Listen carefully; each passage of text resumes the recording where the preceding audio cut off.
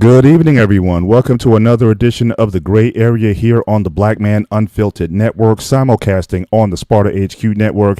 I'm Mr. Bennett, joined by my partner, as always. There it goes. The Ghost of Sparta, a.k.a. Peter, a.k.a. Panayotis. Yasu, my brother, what is going on? What is going on, Paul? How are you tonight? I am well. Good weekend. Kind of relaxing weekend. Starting my spring cleaning a little bit early, but I mean late. But get my garage cleaned out and just empty out a lot of stuff and just purging. Remember that purge I started a couple months ago with all my old computer equipment? I had floppy disks and I had old college books and whatnot. Well, that purge is still continuing because I'm finding stuff that I'm realizing that I just don't have a need to hold on to anymore. One of the things I found was I only won one trophy in my whole life. Really? And that was I was a scrub on my high school basketball team, and we were in a local tournament, and we won these trophies, these basketball trophies. And so again, I don't think I even played in the game, but everybody, when you win, the team gets trophies. So we all got up. I had my name called. I go up. I walk up. I shake the hand of the presenter. I grab my trophy, and I go back, and then every guy gets called up and everything. And so I found that trophy. And then I realized it's like, why am I holding on to this? Because I didn't really contribute too much to the team. So I said, let me just get rid of it. So it's I am a bit sentimental when it comes to holding on to things, but I'm learning more to get rid of things that are just cluttering up my garage and cluttering my life.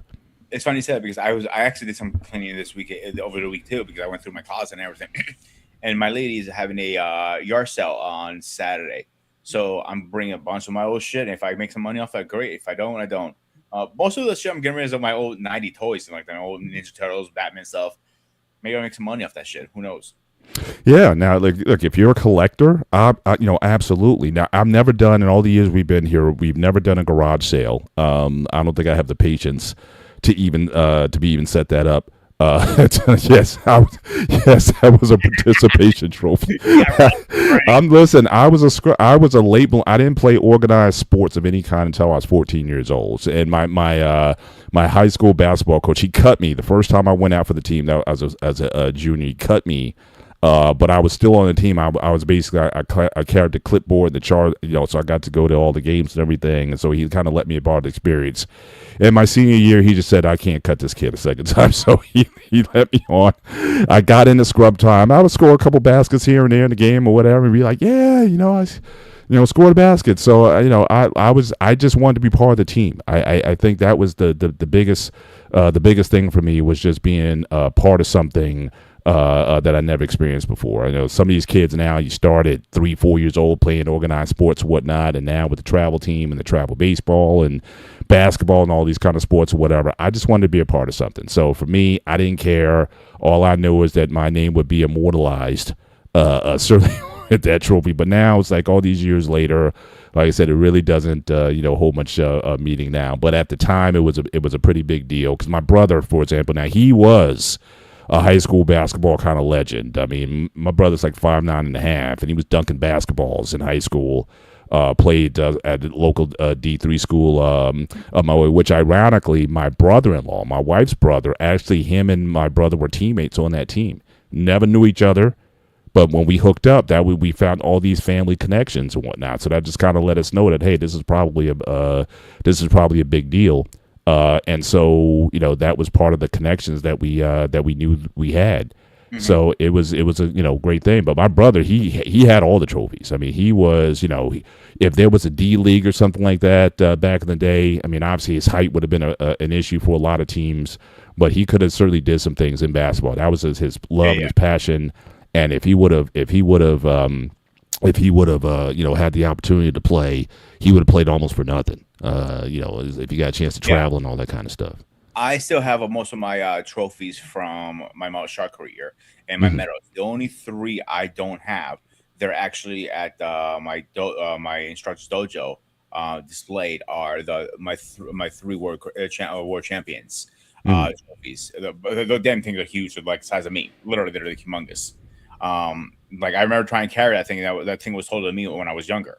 Yeah. So those are the only ones I have not have, but everything else I still have on my trophy. I'm not getting rid of those. And one thing I Yeah. learned, my instructor always date underneath, so you know what date, because it doesn't say the date on most of his trophies on them. Yeah. Yeah. I think a friend of mine who, when I was going through that purge, a friend of mine he's a competitive bodybuilder. He actually earned his pro card later in his career, but he said that he had a whole bunch of bodybuilding trophies and whatnot, and he basically said, "Look, take pictures of them, date them, and then throw them away." And that's what he said.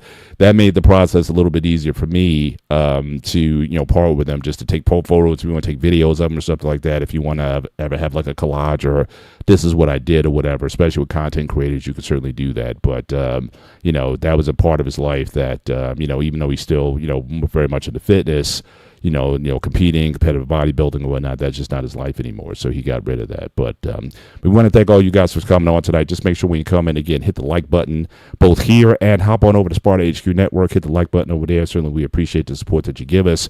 As you see scrolling at the bottom of the screen, you see certainly for the Black Man Unfiltered Network, you can certainly drop a Cash App or a Super Chat certainly to the network. Certainly, we appreciate any support that you want to give to us to support this channel. And then also for us individually, anything you want to give to us here, you see our Cash Apps scrolling at the bottom of the screen. But we're going to get into this tonight. This is certainly the gray area. There's very few topics that we don't necessarily want to cover. I mean, we kind of stay away from religion and politics to an extent because that just gets sideways real fast and whatnot. But this is an issue that certainly certainly came when we were kind of brainstorming for shows. And, certainly, we also not only going to deal with this just as an academic, but also we have some personal experience with this that we can certainly talk about on the show. So this isn't just coming from, just wanting to have a conversation, but, to talk about one's personal experiences with this, I think it's important. And also, I want to level set this a bit because the one thing that I'm seeing that's unfortunate in a lot of these spaces is that anytime when you have a sensitive topic like this, a lot of this stuff is about whataboutism. And we're not trying to be about that tonight. We before we even get started with the show, the statistics bear it out overwhelmingly. Women are the victims, the primary victims of DV. And again, I'm going to be also very careful with my language here because of censorship and things of that nature. So I'm going to, as much as I can, unless I'm citing something, I'm going to try to use the acronym so that we don't get flagged for certain things here. But, certainly women are the overwhelming victims when it comes to any kind of these DV type of issues. And we're not trying to minimize that. We're not trying to, again, do a whataboutism about this sort of thing. But just because, certainly women are the overwhelming victims, that does not mean that there aren't male victims out there. And a lot of times men don't necessarily get the space to really talk about that experiences without somebody beating them down for one reason or the other. And a lot of that comes for both men and women. There's still this sort of machismo out there that, will oftentimes prevent men from certainly sharing their stories. And that's one of the reasons I appreciate, this conversation tonight because, certainly for Peter, he's going to be relatively transparent. And we're not talking about anything that hasn't been talked about in other forums. He's been pretty open and transparent in a lot of these platforms, whether it be on Sparta HQ or on the BMU network. He's, certainly shared his experiences. But we want to dedicate a particular show to it. And so this issue of male DV, meaning that men who have been abused, and again, we're also going to level set this. We're going to focus, most of our attention is going to be focused on when women are the perpetrators of violence against men.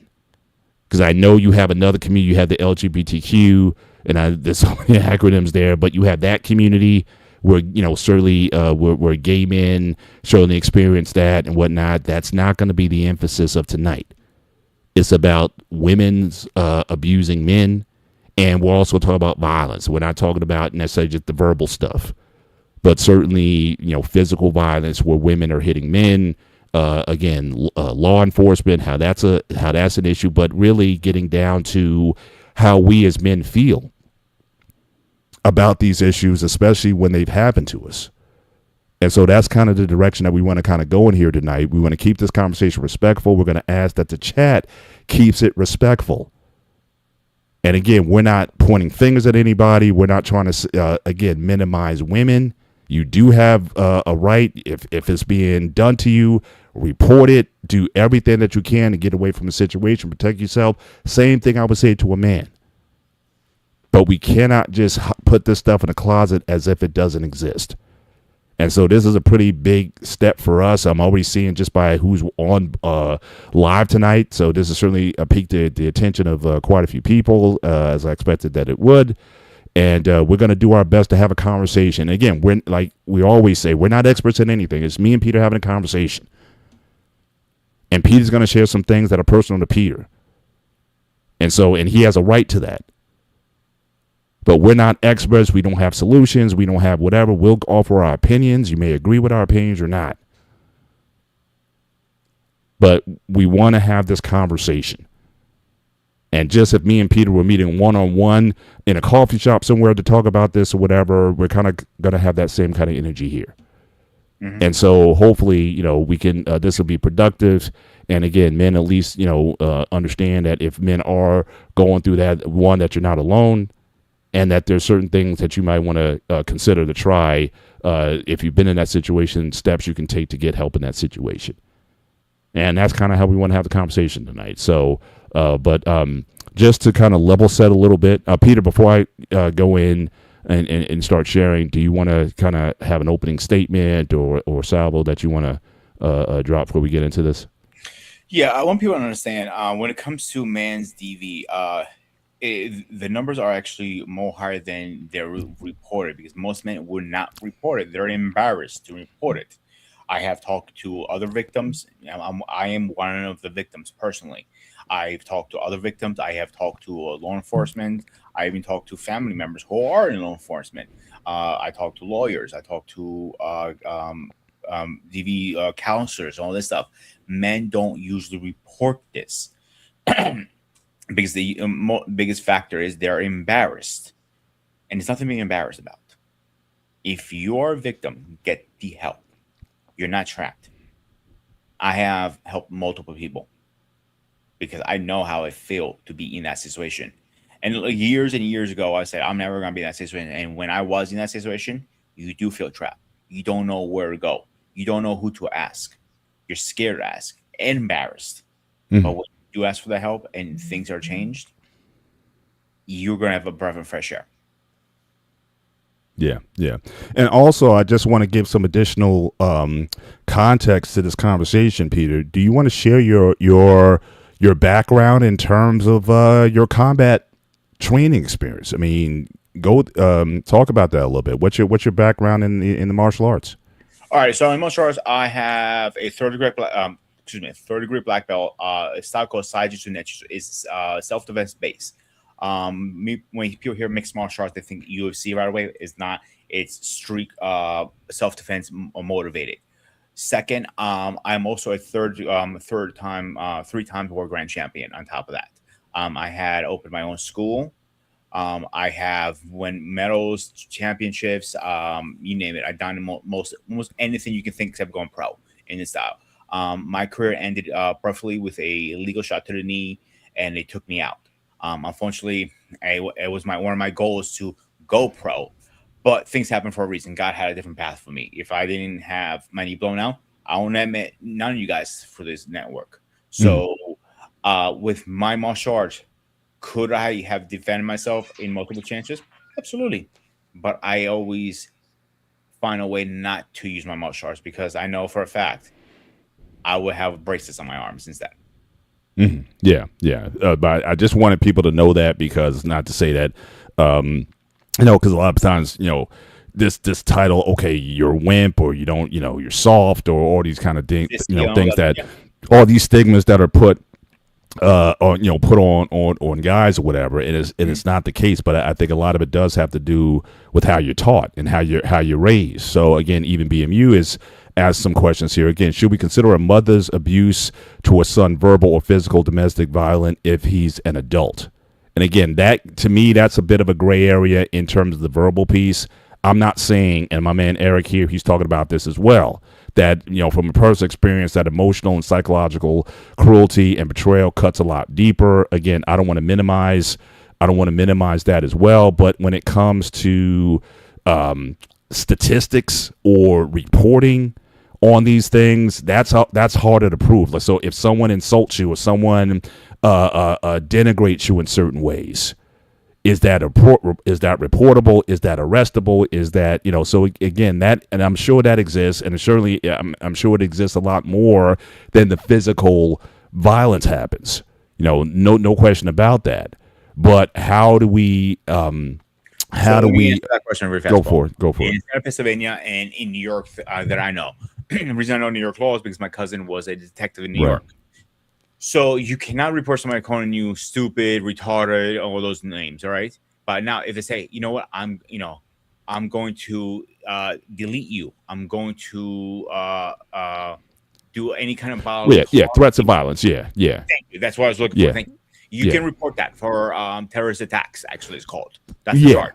And as in state of New York, it's actually a felony of first felony, and it's Pennsylvania is a misdemeanor 3. So it depends on the state. It's also different laws change over places to go. Like I know for a fact in the state of New York, now DV is actually started as a felony, not a misdemeanor anymore. So that's have changed the whole ball game. You know what I'm saying? Yeah, for sure. And like I said, so insults, whether she wants to belittle you, talk about your anatomy, I don't know if those are things that are arrestable, or and how such they would even get into the data or the statistics. So that's why for me, that's an area that I know it happens, but it's hard to quantify. But certainly BMU's point about the verbal and the abuse. Now you're talking about if he's an adult. But one of the things I was going to think about tonight was what happens when you're a child. Because one of the things I think that happens is, why do men oftentimes accept when they're the bigger, stronger person? Why do they even accept it? Could it be that they've been conditioned since they were young to accept abuse from a woman, that woman possibly being her mother or an older woman? And could that be one of the reasons why men hold back? Conditioning can start very early. And so that could certainly be a reason. But as far as verbal abuse, now again, it's physical. It's physical. I mean, I don't care who's doing it to you. Your mother, your sister, relative, or your girlfriend, or wife. Doesn't matter. If you're an adult and people are physically trying to assault you, that is DV. And I don't make any distinction whether it comes from your mom or not. And like I was saying on another show I was on with King a few nights ago, I don't care who it is. I mean, a lot of times parents think they're your parents forever, or they think because they beat you as a kid they can beat you as an adult, or they still want the same terms. And I'm just not on that energy. I think you're supposed to raise an adult. That adult should be a better version of yourself. Be willing to step in case if you're not there. But you have a lot of people raising weak kids and weak adults. And they just think they own them. And we talk about these mama's boys and whatnot, where the mom is still running their lives. And I think that's a major problem. But I think that goes back to conditioning. I think that goes back to, again, how that male was raised. Unfortunately, you're person right now. The way these kids are growing up, they're sissies for now, and every little thing you say to them, they start crying. I'm not saying you should really abuse them, but they need to take a roasting once in a while. You know what I'm saying? And they don't know how to take a roasting at all. Like you can joke around with so many different ways, and then you have to explain yourself why you say it in a certain way. People are a little bit over too sensitive too now these days. You gotta keep that in mind. Yeah, son husbands. That's the term I was looking for. Thank you, BMU. But you're making a point that it becomes a mental illness at that point that a man or a teenager allows a woman who is shorter or weaker person to be. But again, that may start as a child, because that woman or that older woman was bigger than them at one point. And if you've been conditioned not to fight back against them, then is that is that, what you're setting up later on? It's like what they talk about the elephant. If you chain a baby elephant to a post when it's a baby, even as an adult, even though it's physically strong enough to pull itself out from that restraint, it won't do it because it's been conditioned to do to do otherwise. What are your thoughts on that? I agree. The only thing we have to break down the lines here, like difference of like getting you abuse versus just getting a little whip because you acted out from your parents. That's two different things. Like if you get a little smack on the hand, that's not abuse in my eyes. But right. If it takes like a metal belt and beats you with it, and you're like a little you have slashes in your back. Yeah, that is abuse. Well, yeah, we've had shows on that. Like I said, I'm not a fan of corporal punishment, and I don't consider slapping on the hand or the on the butt a corporal punishment. But again, if you're coming from the African American community, that was the standard. These big thick belts that you would whip with, or switches, or extension cords from electronic equipment or something. So all those things were realities. You did have welts on you. If you didn't have welts, you didn't get a good whooping. That was kind of like the mindset and the mentality back then. So for me, I've been pretty consistent in that I don't believe in corporal punishment at all as a regular or normative form of disciplining your children. You can quote me, spare the rod, spoil the child, all you want from the Bible, but I'm just not with that. And so I think I've been pretty consistent. But again, especially if we're going to be talking about male domestic violence or DV, and you have these situations where, again, why is it that these men who are bigger and stronger than the women who are abusing them, they're not trying to stop this going on? I think that can certainly be a conditioning thing that, again, starts early in life. And when that happens, that could be a situation. But BMU saying we got a poll. I believe that's been raised in the chat. For some reason, I'm not seeing it here, but certainly I do see it on one of my screens. Okay, I don't have I got to launch another session. So we got a poll in the chat. P, if you want to read that poll and just do you? I just lost it. Hang on, let me get it back. Here we go. Do you believe a man can be a victim of domestic violence? Okay. Right now, they are voting. Right now, it's 100% yes and 0% no. Yeah. I mean, but again, as much as that is said, again, there's certainly been a spirit or a sentiment that, again, that still to this day prevents guys from coming out. Now, again, I hope more guys come out, certainly in the future. But certainly, I would expect that poll to be slanted certainly in that direction. So again, we'll be monitoring the poll certainly throughout the show, and towards the end of the show, we'll get what the final tally is going to be. But yeah, I wanted to share some stats if I could. In terms of where this is now, one of the stats that I found that was interesting, they dealt with a particular group of individuals. So let me just give me a minute to share here. I thought I had to share before I had the show up, but this particular stat, it dealt actually with military. So this is DV between men and women in the military. Obviously, you're dealing with, I think, a different type of individual.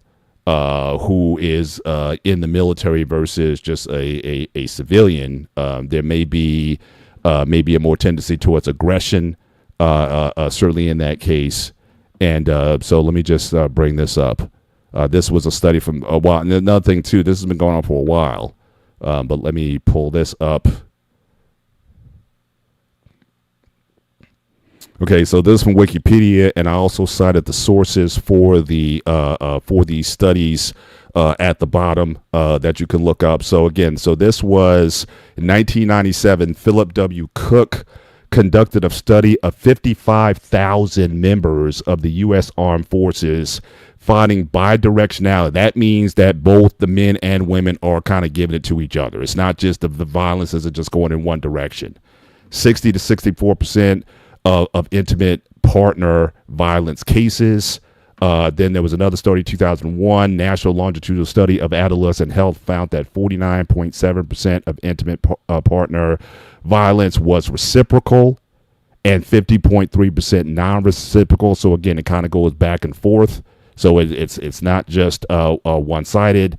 The one highlighted in purple here, overall data shows 70.7% of non-reciprocal intimate partner violence were perpetrated by women only.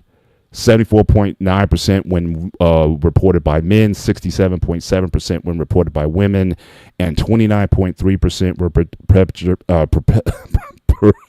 perpetuated by men only. I got my tongue twisted tonight. 25.9% by men, 32% reported by women. If I go down a little bit more, 21.4% by women only. For severe assault, found that 10.8% was found, of which 54% was bidirectional. So again, you both kind of throwing blows at each other. Was bidirectional. 15.7% was perpetuated by men. I can't get that word out. And 29.4% by women only. So it seems like in this category in the military, where you have these relationships, there seems to be a much higher incidence of women hitting men in the military. You can't get any, again, more macho than that in the military, but yet certainly there's a high propensity for DV where the women against the men versus the other way around. But again, you're talking military, certainly someone in that space, again, the energy might be different there versus, again, a civilian. You're trained in combat, or you're trained to be a soldier in some form of capacity, and so again, that may carry over into the in the relationship. So just some additional stats here. This is from a law group.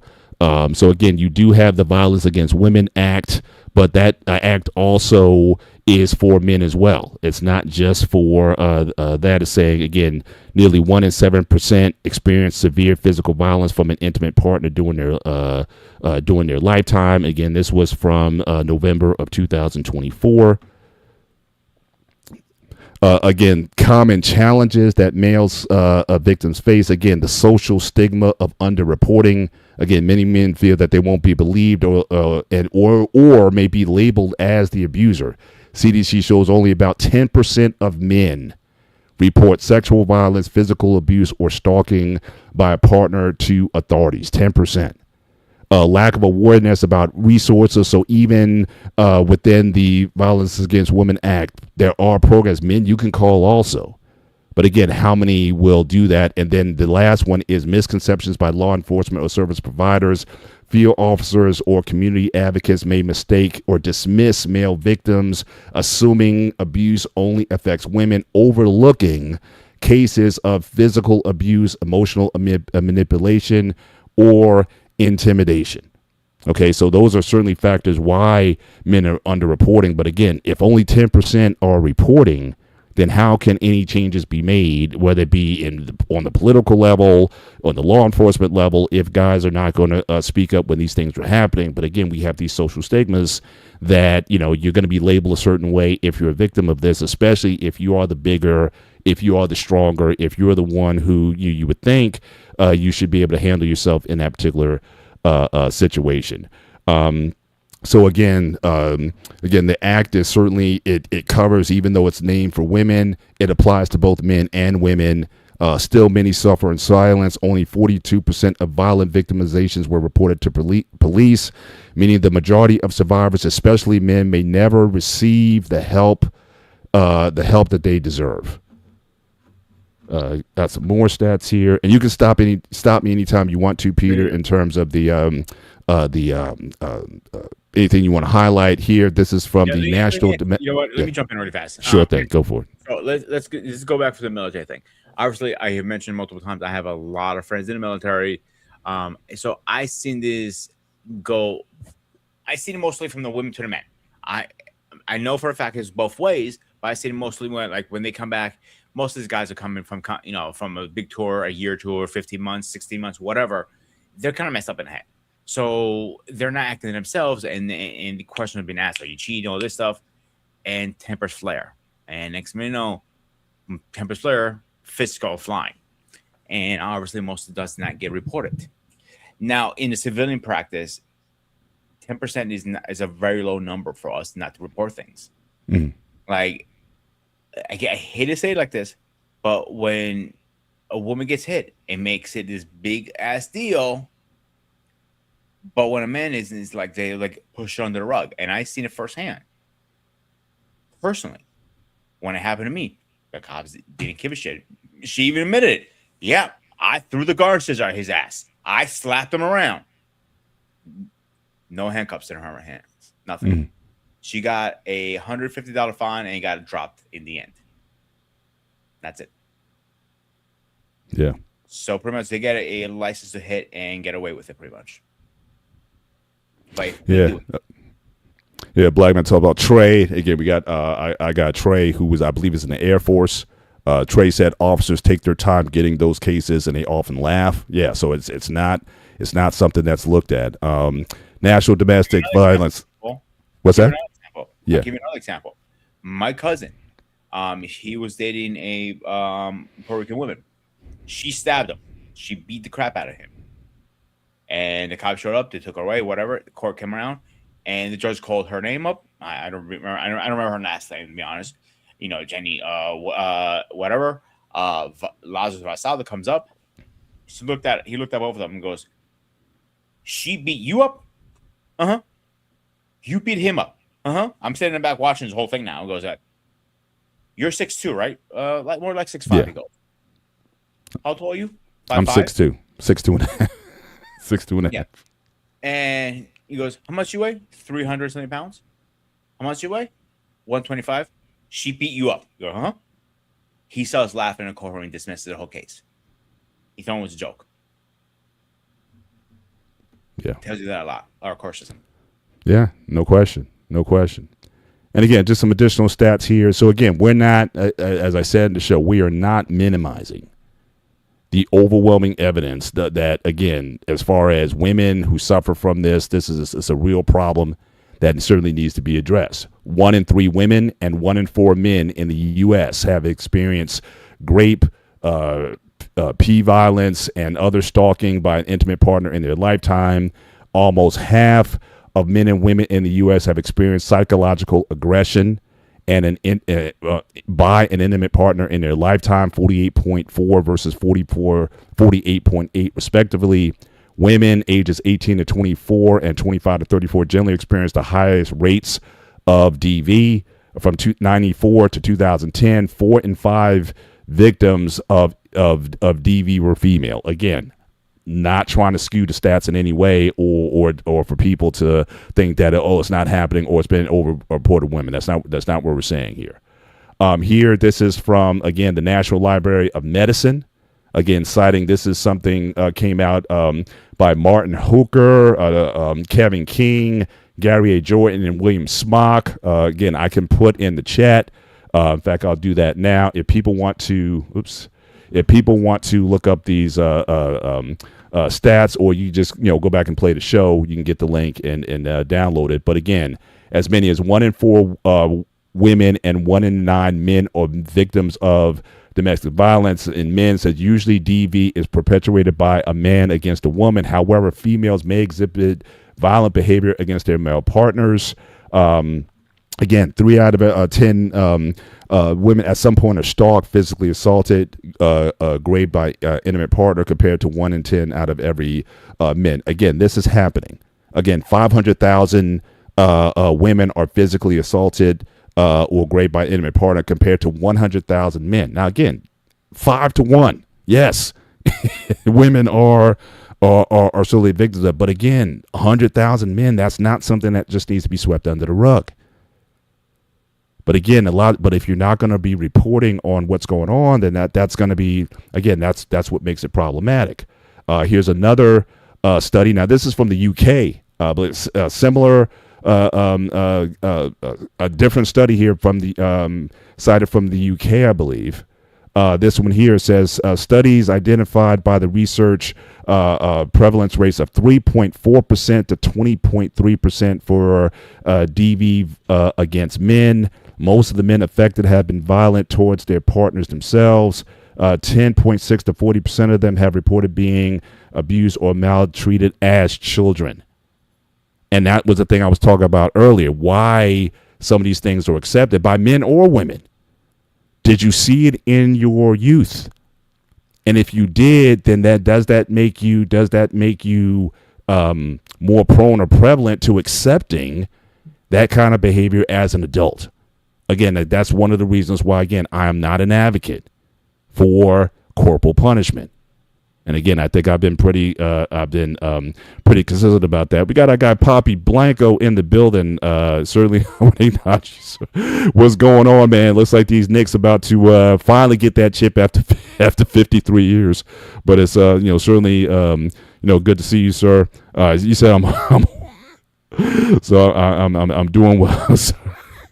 Doing well, sir. But again, thanks for stopping by. Certainly, you're always welcome to here. It's always good when you're around. Here from Psychology Today. This is from 2024. Male victims of intimate partner DV. Just some key points from this article. Again, it is a public health issue. Male DV victims share many of the symptoms that females do, including PTSD. So again, this is a thing. Help and healing for male victims start with knowing that they will be believed. And just some quick stats from the CDC. Again, nearly 1 out of 2 women and 2 in 5 men reported experience intimate partner violence at some point in their lifetime. And again, 1 in 4 men in the U.S. have endured some sort of physical violence by their partner. Now, this is actually, I'm sorry, I got it confused earlier. This is actually a UK site, this Mankind Initiative. This is in the UK, mankind.org.uk. So they were kind of citing their stats here. And this was from, again, Office of National Statistics. They're saying that the Office of National Statistics also produced combined figures included sexual abuse, domestic abuse, and stalking for 2024 and 2025. 5.1 million people. This is the UK. 3.2 million women and 2 million men. So again, it's enough to again have a conversation. I think I'll kind of stop there. So again, you can go and certainly look at the stats, whether you believe the stats or not, or whether you think it's certainly worth mentioning. And again, I know people are going to get their stats and say, again, I am not going to argue for the umpteenth time that women are overwhelmingly the victims in these situations. I'm not. And so don't come back to me saying, okay, well, what about this? When, still we're acknowledging at the forefront. But does that mean that, again, men do not deserve to be believed? Does it mean that men should not have a platform and a place where they can certainly get the help that they need in that situation if you're suffering from symptoms, whether that started in your childhood or even as an adult? That shouldn't mean that men shouldn't go and get the help that they need in these particular situations. So I just wanted to kind of share that, just kind of level set the conversation a little bit, that there are men out there. And again, for Peter, he's had his own experience. So again, Pete, if you want to share your personal experience of what that was, what that like, I mean, you don't have to share anything that you don't want to share.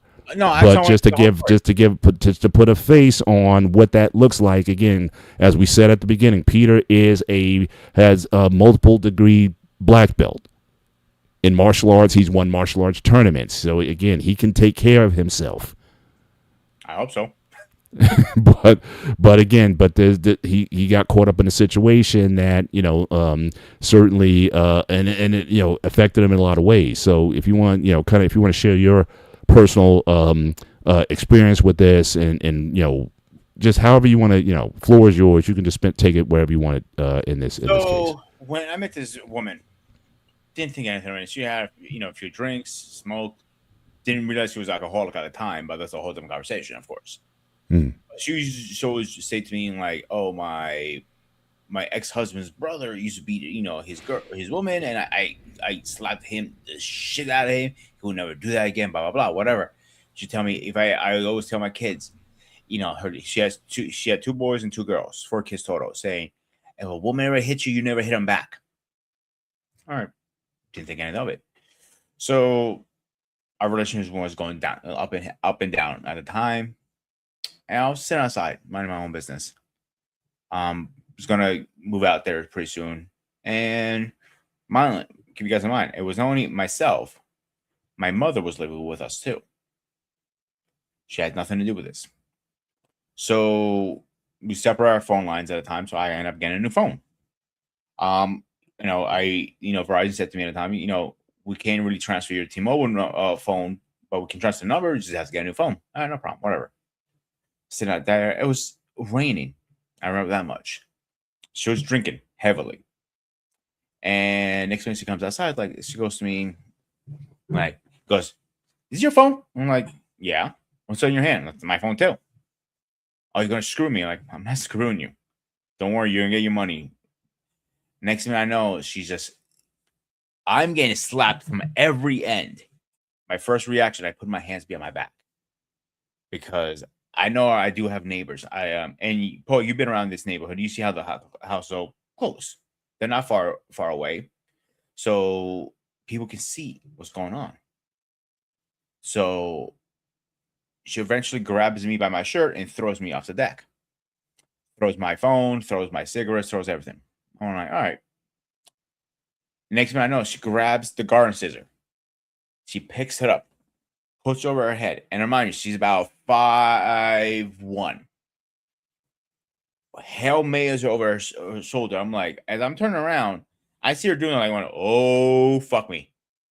I try to cut to her left, did not make it. Slaps it in my back. I'm like, motherfucker. And it kind of knocked the wind out of me a little bit, to be honest with you. So I only hear my neighbor says, "Pete, don't worry. I already called the cops. They're on the way." Before I know the cops are there. So the cops asked me to come over there, and I walked over. Fine. He goes, "What's going on?" I explained to him the whole story. The first question they asked me after that, "What's going on?" "Can I see your hands?" "My hands? Why?" "Can I see your hands?" He asked me again. "No, yeah, sure. I have it." He goes, "Turn your hands around, please." "No." "All right, you didn't hit her." "Oh, you think I'm the victim?" I'm the assaulter." "All right. Would you hit her again? Hit you again?" "My back, my face." Like, "Yeah, I can see your face, a little scoot. Got a couple bruises." Turned around. I left my shirt, and I had a big slash in my back. I go, "Okay." So she, they want to talk to her. The cop said I can go back in the house and make sure mom's okay and everything. As I'm leaving, she says, "Listen, obviously she had a little bit too much to drink, but there's nothing really there we can, press charges. We just could give her a fine." And I looked at a officer like, "Nothing to press charges there. Did you see my back?" I'm like, "Yeah, it's a slash. It's a little scratch. What's the big deal?" "A big deal? You do understand," I went to him. "Now, the garden scissor became an assault weapon." Just like that. He goes like, "Well, you worry about what you do for a living. Let me do the police force part." I go, "Well, you're an idiot." I went to him. So mom wasn't feeling good. I took an ambulance. We were homeless for a couple weeks.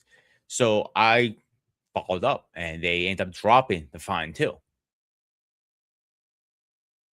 That was first case. Actually, that was my second case. My first case was years ago, and this one I didn't call the cops on. When my first ex, cheated on me. Came home, mind my own business. Nothing of it. And mom goes like, "What are you doing home?" "I live here." Simple, being a smart ass.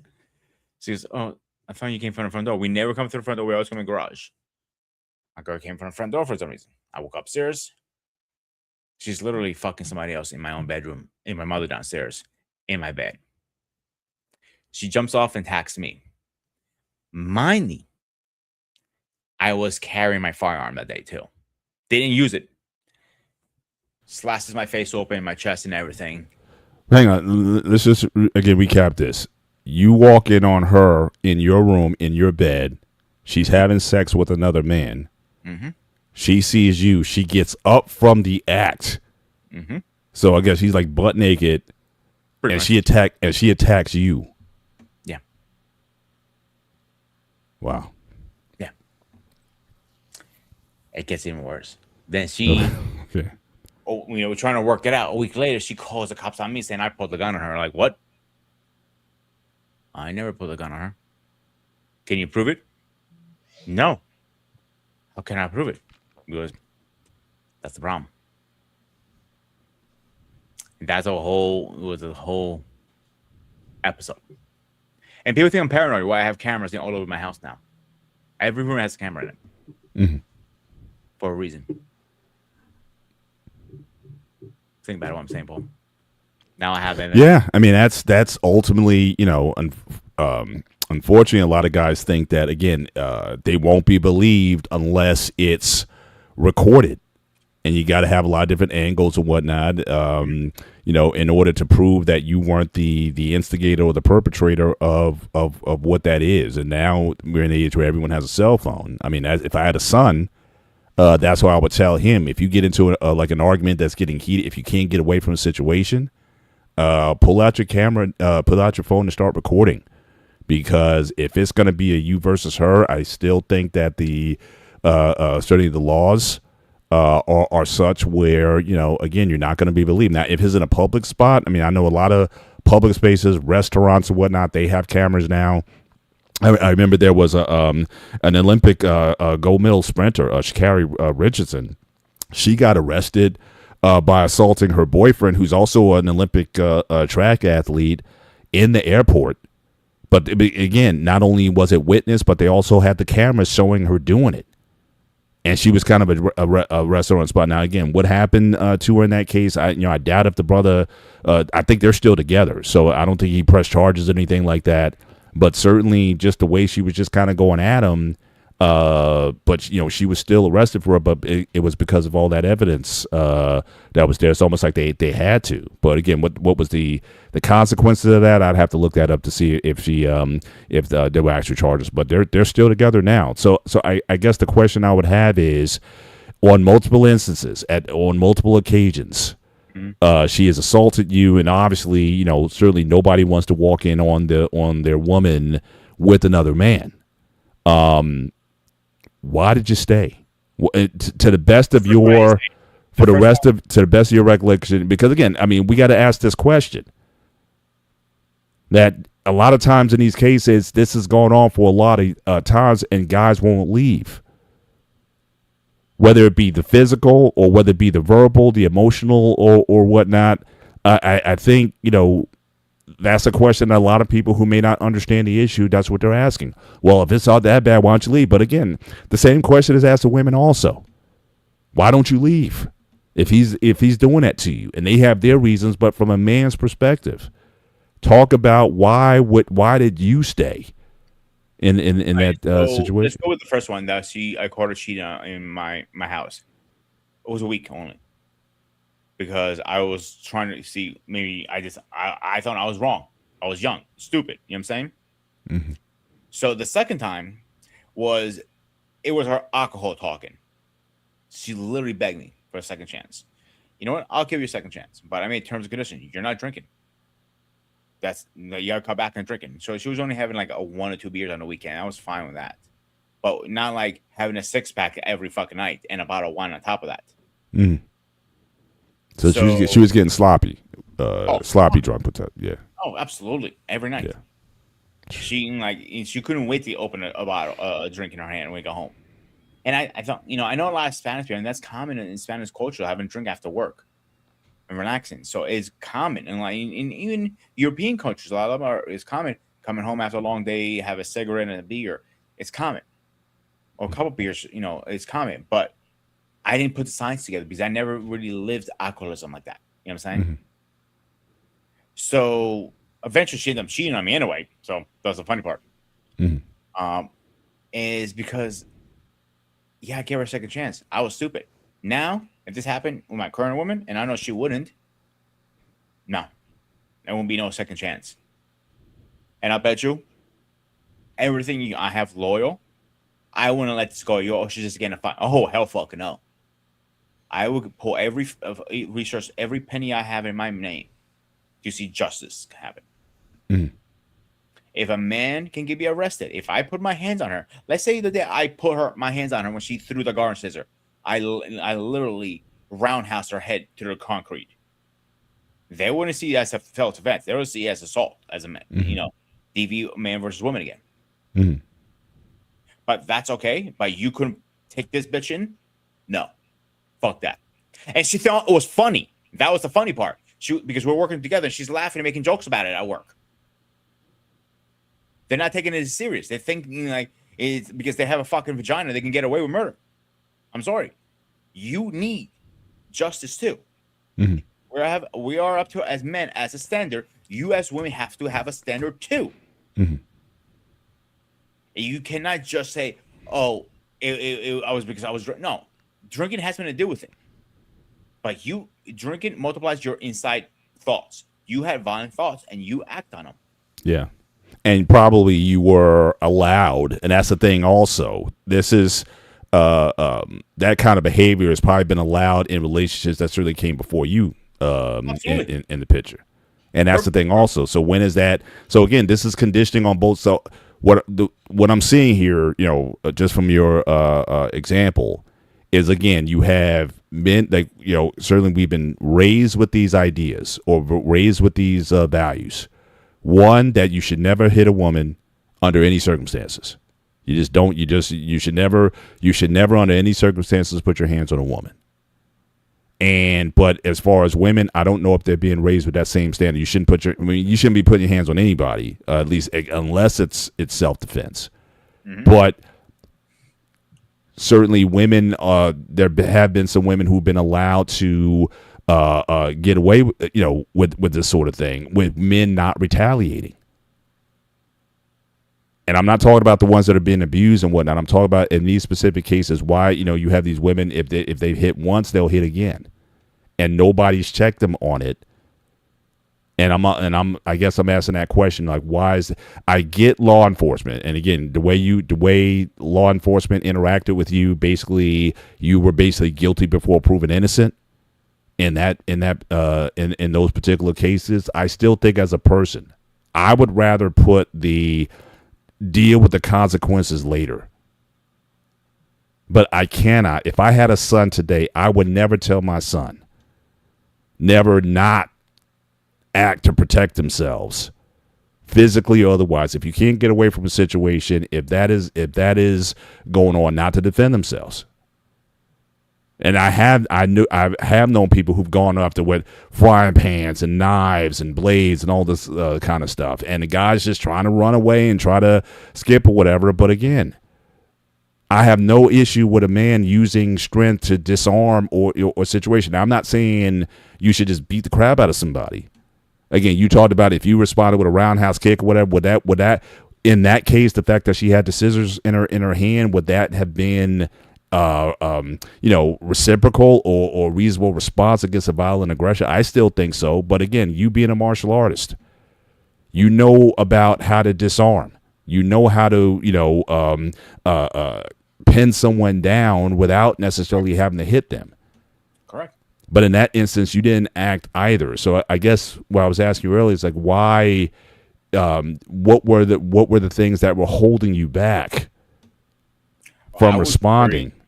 I was worried if I put my hands on her, they wouldn't look at it as I was defending myself. I was an aggressor because of the size difference. Because she's a woman. Mm-hmm. I've seen it multiple times, not once, not twice, multiple times to other people. Mm-hmm. They're defending themselves, and they are the ones going to jail. Yeah, and to the boss, the officer's senior officer, and according to the body cam, he was wrong. The only thing I can do is you can file a complaint against him. He goes, she should have gone to jail that day. And I asked him the same question: what happened if I put our hands on it? You probably will be going to jail too. Mm-hmm. So it was a lose-lose situation for me either way. Because now, but so again, but I guess there's certain levels of loss that I'd be willing to take, or if I had a son that I would tell him to take. Mm-hmm. Like I just believe just across the board. Like I said, I will deal with the legal consequences later. No one has a right to put their hands on you. Full stop. No one. So I don't care if it's the 300-pound bully at school or the 120-pound bully at school, because I've seen some of those guys also. I don't care if it's the woman. I don't care who it is. Someone comes at you with violence, you have every right to defend and to protect yourself. I would rather kick that can down the road and deal with the consequences, whether it be law enforcement or what have you. Certainly you take precautions. Certainly if you can record the interaction, or again, if it happens in a public kind of situation where there's cameras or something that can see the interactions, then yeah, certainly those would be useful.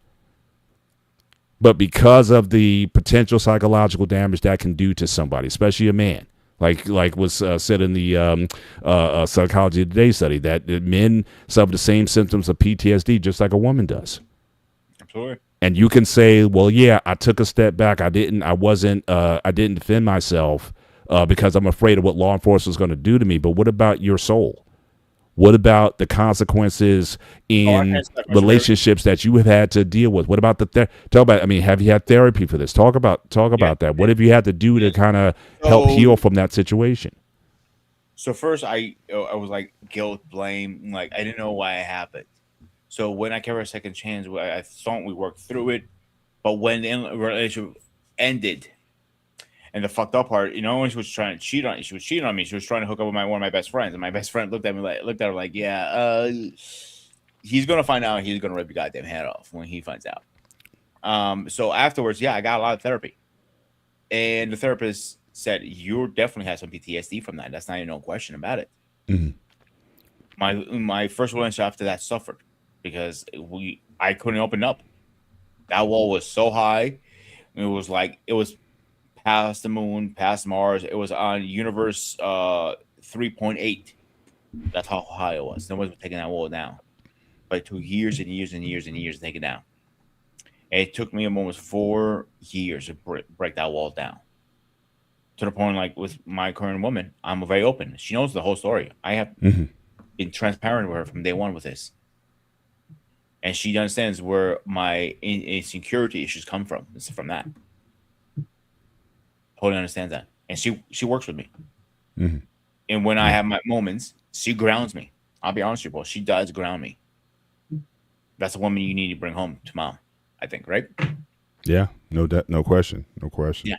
But so, I'm curious, like for the guys in the chat, because like I said, if I've gotten into debates and arguments with people, again, the never hit a woman crowd, again, I can empathize with that. But that was just not being edict. And I've talked to my wife about this. It's like if we had a son and our son was getting, hit on by a woman or whatnot, does he have a right to defend himself? And, like I said, my wife is pretty even keel. She would go ballistic if that was happening. And she would absolutely say, certainly for son to, again, defend himself. That, again, nobody should be putting their hands on you, period.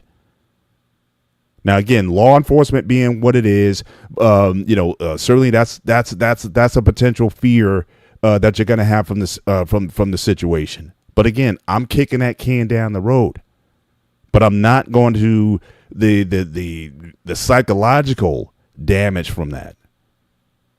I think can have greater implications down the road. And so, like I said, I would never tell my son if anybody's coming at him. Defend yourself, like Judge Mills Lane, boxing referee, said, protect yourself at all times.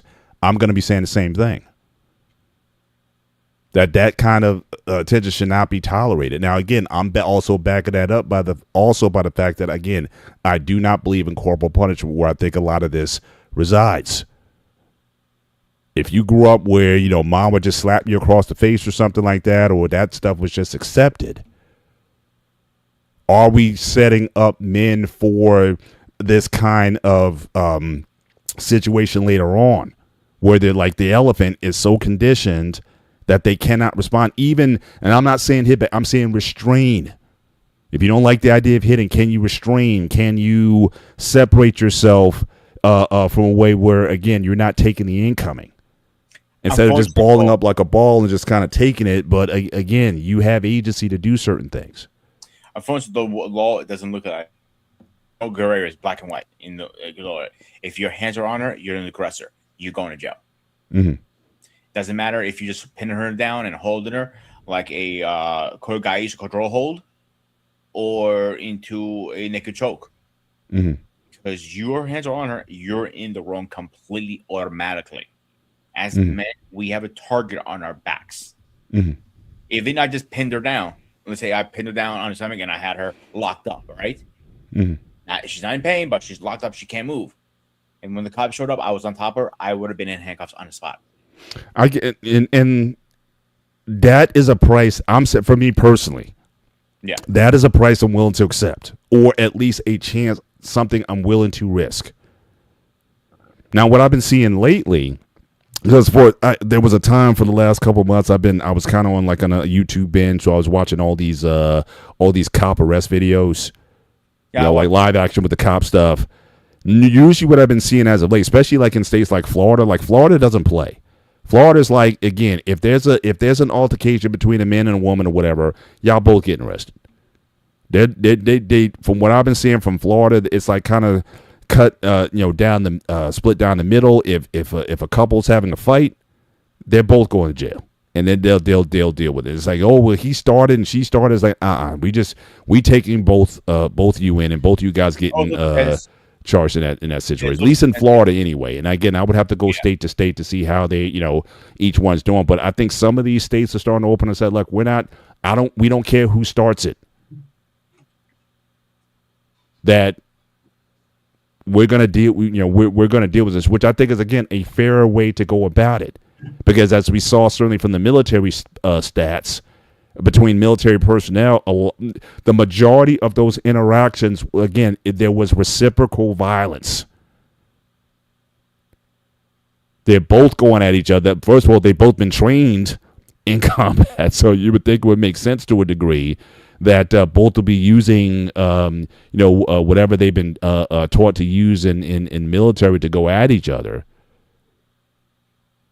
But again, I think that, I'm hoping, especially when you've been seeing, a lot of these videos and interactions and how law enforcement is dealing with it, it's like, no, they're not holding back. If the woman is the perpetuator in a situation, she's getting arrested. In fact, I saw one in particular where you had this couple that was out, and the woman kind of got into it or whatnot, and they were both, they were both in a car. They were like, this is my fiance. Yeah, we got a little drunk or whatever. We got into a fight or whatever. But again, because it happened in a public spot, and they were basically saying, it's like, look, no, y'all both going.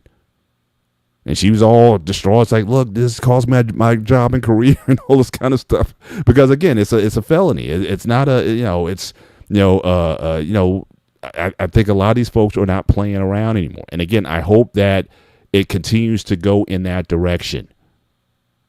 Because I think both men and women need to learn to keep your hands to yourselves. And the more of these interactions, a lot of these things are being recorded now. You see, like there was an incident that happened in New York on a subway where a woman came up and slapped the guy, and the guy went and slapped her back, and it was like a big ruckus on the train or whatever. The guy wasn't charged because the video clearly showed that she was the aggressor. She came up to him and just slapped him in the face and walked away like, what you gonna do? Dude came back and popped. And the judge was like, no, she started it. It's done. Like I said, I will roll the dice in that situation. But I will not have my son taking any incoming from anybody. And I think that conversation has to change. What fathers tell their sons. They continually talk about, oh, well, anything that happens or whatever, the cops are going to blame you and all that sort of thing. I think we just need to grow out of that. Because I'm starting to believe now in my mind, again, I don't have the evidence. This could be totally anecdotal. I think the numbers are being skewed because so few men are stepping up. 10% of these cases are not being reported.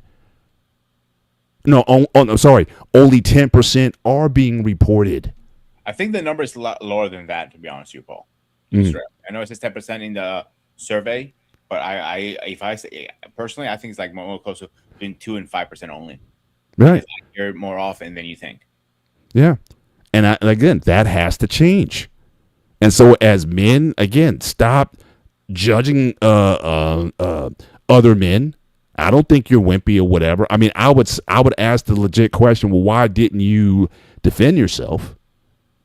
I would ask you that honest question. And then we can get into, again, what you've been taught. So, again, I think a lot of this conditioning starts very early. In recent years, we've had Me Too, which I'm not totally against. We have Believe All Women, which I definitely am against.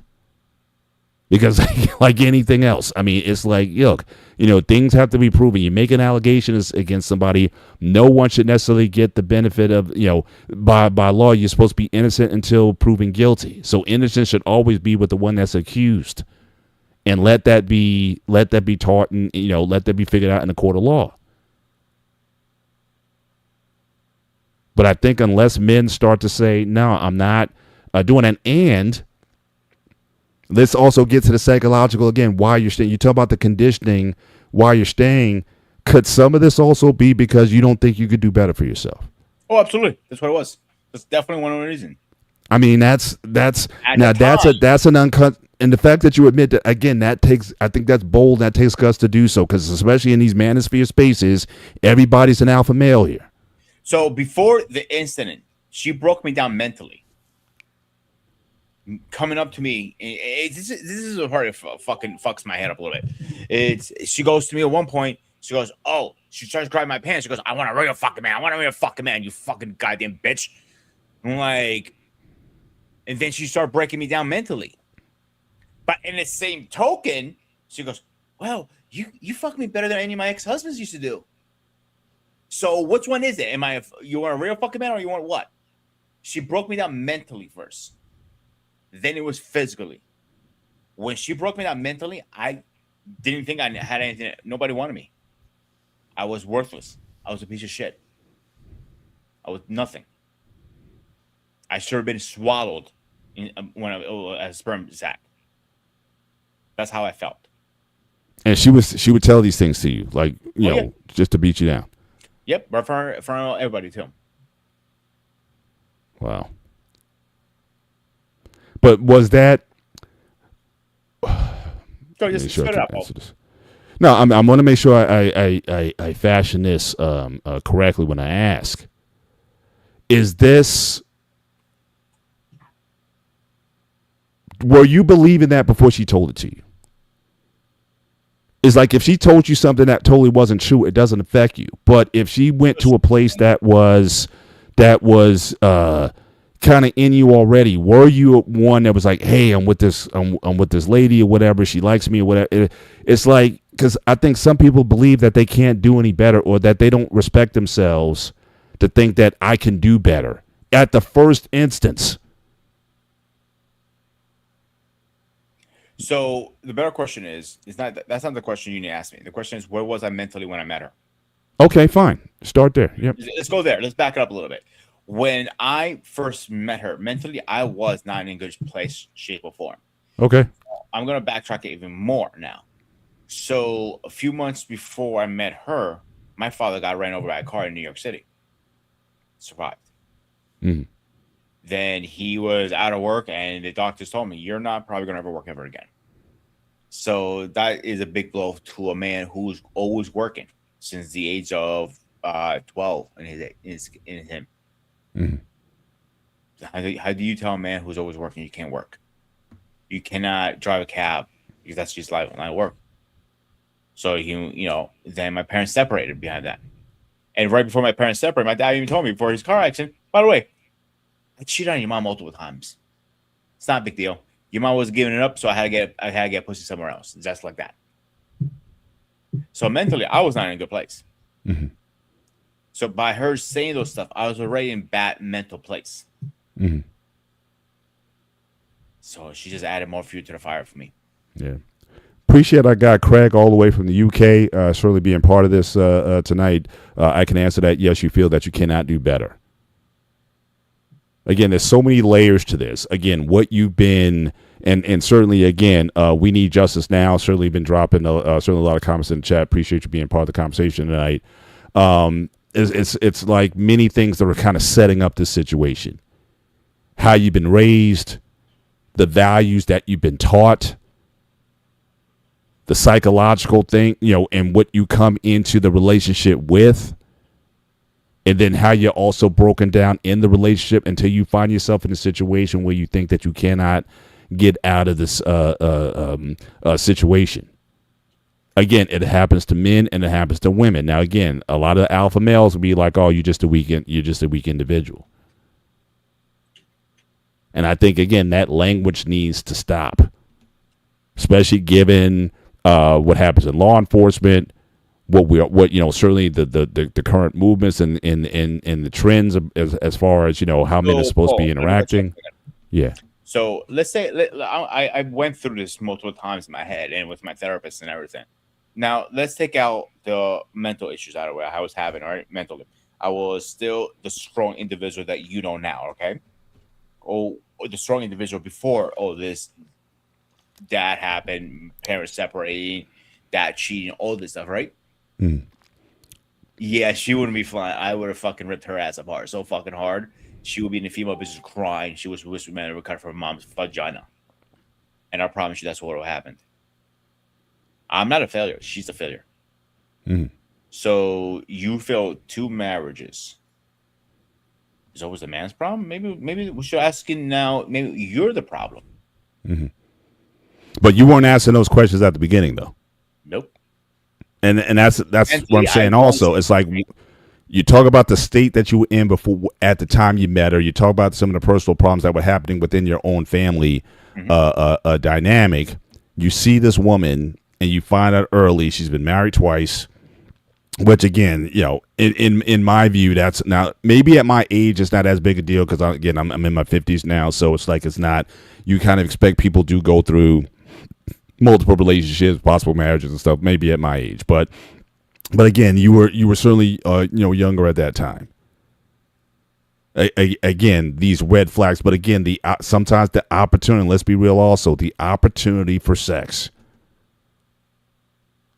gets a lot of dudes in trouble.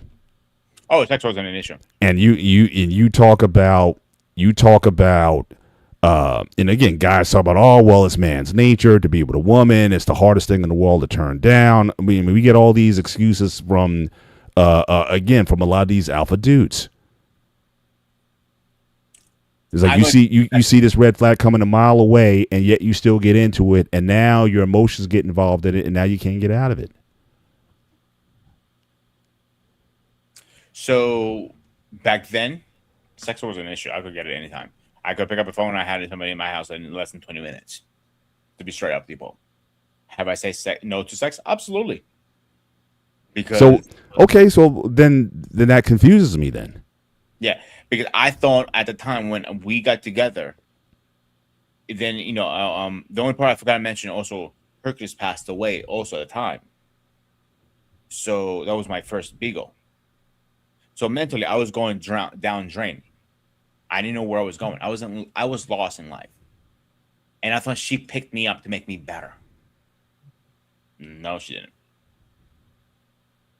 She only cared about the BBD. Do you know what BBD stands for? I think you probably have a different definition. Better deal. Okay, that's what she cared about. Because I remember her saying, her second ex. Oh, my ex always had money. Now he's out of money. What am I going to do with a man with no money? That's all she cared about, the dumb Dominican. Mm. Yeah, I said it. I'm not saying, Dominicans are bad, but she was one of the worst. Mm. She was spoiled her life, too. So she got away with it. She used to tell me her dad used to give her allowance about $200 to $300 a day in DR. And that's a lot of money in DR. Because if I'm wrong, I'm pretty sure I'm right. It's still running on pesos down there, so I'm not sure the difference of dollar, but $300 for a kid is a lot of money. I think a day. Think about what I'm saying. Mentally, I was in a bad place. If I had sold the head a year prior, or 5 years later, trust me, Paul, it was never happen. Yeah, never happen. Yeah, and obviously circumstances as such, and again, I'm sure it happens for women also. I mean, you uh, people find you where they find you, and if you're, and a lot of people are simply not ready for a relationship. You got this comment here from Douglas. My mouse isn't working here. Douglas talked about 40% of men do not breed, nor should they. Honestly, I don't have an issue with that because I think a lot of people are simply not ready for certain things. You're not ready to be a father or a mother for that matter. And a lot of people aren't ready for relationships because if they got a lot of things that are, a lot of baggage that they're just kind of hanging on to. But you have broken people getting with broken people, and then, things start to happen. So again, I'm also starting to understand because I was a big advocate of marrying young. Like I thought that the idea that people marrying at over 30, I thought was almost a detriment because you almost become too independent in that situation. So I would always prefer that people marry a little bit younger so that you can kind of grow together. But regardless if you're younger or older, it all comes down to, again, what is your sort of mental condition? Are you healthy? Are you in a good place with yourself mentally? Are you secure in yourself being by yourself? And a lot of people may not be necessarily in that position. And so they're always needing something that maybe they didn't get when they were kids or whatever. And again, I'm just spitballing here. I'm not a psychiatrist. I'm not Dr. Shane Bryant, so I'm not a psychiatrist. I'm not calling myself a doctor. I'm not going around saying stuff, or whatever. Again, we're having a conversation. We're just spitballing. I could be totally wrong about everything that I'm saying, and I admit that up front. But you just have, as you were saying, Pete, you just have a lot of people who are in some ways broken. And they're getting into situations where people can exploit that brokenness. And you can become under someone's control under that brokenness. And that could be from a male or female. I think We Need Justice Now was talking about earlier. They build you up, again, complimenting you, just up and down. Says up and tearing you down. A common behavior in a narcissist is a repeating pattern of showering you with love, compliments, and affection to suck you into a relationship, only then to tear you down. But again, what did you come into the relationship with? Are you whole enough to even, be in a position to, be ready for that? But now you're in, and you think that you can't get out. And if you have kids, if you marry them, if you have kids with them or whatever, then even more so you feel this, well, I can't leave because that thing is, well, I don't want to break the family up. So you're willing to take on some things just for the sake of keeping the family together. That could be abuse of all kinds, physical, verbal, psychological, or whatever, or infidelity, or all kinds of things just to keep the family together. And I don't know if that's, again, the healthiest. That's certainly not the healthiest positions, certainly to be in. But like I said, given all that, you could talk about the lesser of two evils. I'm choosing the evil of self-defense, always. And again, that doesn't mean if she slaps you, then you just go and just waylay on her. I'm not saying that at all. I'm saying protect yourself from harm and danger. And I think we have to start teaching our boys, our sons, early on. Not that there's certain things that you should not accept in your life. But to me, it's kind of hard as a parent if I'm the one that's doing that to my kid. Again, I'm not talking about spanking necessarily or whatever. But again, that kind of old school, and you got all these people talking about, yeah, we need to go back and get the belts out again and start whipping kids again. All this kind. I'm like, no. That could possibly be part of the issue. We're brought up in this culture of violence, period. And we need to stop the cycle from anybody. And then I think we can possibly see some changes there. But again, mothers, please do not put that in or instill that in your son. If you want your son to be a strong provider, protector male, an honorable male. He should value his person. You're going to be more than likely, you're going to be the first teacher to your son. And are you going to teach your son there's certain things that you should not expect from a woman? But that's hard to do if you're the one that's doing it to him. So this is a again, deep area. There's obviously, there might be some people in the chat that's like, oh, you're belittling women, and God forbid I'm not. I got 3 daughters, 3 adult women. I'm in my 30th year of marriage. So again, I am not trying to belittle women in any way. I'm invested in this. I've never had it in my life. I've never been a subject. I mean, my mom, that's another issue. My mom is certainly one of the reasons why I'm not a proponent of domestic corporal punishment. I'll say that much. She was a big reason why I wasn't. My dad never laid a hand on me. But at the time, I was 13, 14 years old when I got with him. But my mom, yeah, that was a different reality for me growing up, and it affected me in a lot of ways that I guess it wasn't until my 40s that I really kind of worked out. But like I said, from birth on the way up, I think we should be teaching men to value their person against anybody who tries to devalue or belittle who that person is. And that's what people don't realize, Paul. Yeah.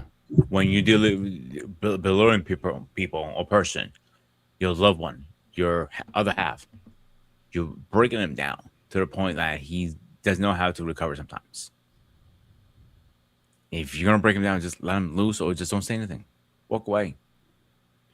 Sometimes it's better to walk away than just break the poor guy down. Trust me, I know from personal experience. Breaking him down, it's going to be a hard road to get back up. And I'm one of the few men who can say I came back from the deep end. And I came as a better man. I mean, just the fact that you're willing to get on again in these public forums and people can take your words and twist them or whatever, but you're certainly willing to share your experience in these spaces. I mean, that takes guts and courage in and of itself. Because again, a lot of men wouldn't do that, but certainly in the comments, you got people talk, a comment that was shared that again, this is why wise men need to in their circle. Because relying on a woman to bring you out of a tough situation ain't the way. So again, we need men who have experience. Men need support. Yeah. And again, it doesn't make you less of a man when you can confess these things and again get the help that you need. And again, like anything else, you'll find that again you're not the only one. And I think that certainly goes a long way in terms of men being able to find the healing that they need. But I think ultimately it comes down to again the decision making that a lot of guys do. That has to be checked. That has to be examined. Like, why are you making the choices? Why are you choosing the type? And that's another thing too. A lot of times it's a type of woman that they're choosing that exhibits the same behavior. A lot of times in abuse is like you're picking the same type of person, male or female. Supreme Worthy, I literally have never in my life seen a man hit a woman. I think it's a myth at this point. Again, I would kind of go with the data on that one. But if there's over reporting on that, I think there's underreporting by the men who are certainly victims of it. So, but again, certainly I appreciate you commenting though. There are a bunch of videos seeing men hitting women and women hitting men all over the internet.